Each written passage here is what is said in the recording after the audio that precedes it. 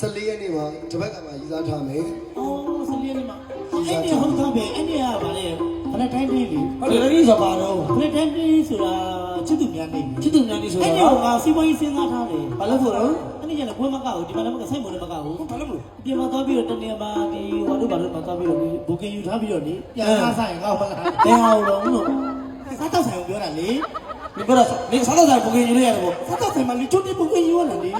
啥都在会来嘛？我都说。စတားပွဲလို့ပြောတယ်ကျိုးတိဘိုကင်ယူမတကယ်ပြောတာ14နေ့ကျရင်ချစ်သူထားမှာဟုတ်တယ်ကျွန်တော်ချစ်တဲ့ချစ်သူလေးကိုကျွန်တော်ကချောကလက်ကျွေးဖို့စီစဉ်ထားတယ်တကယ်အာမဲအားကြောင့်ဟမ်အဆိုင်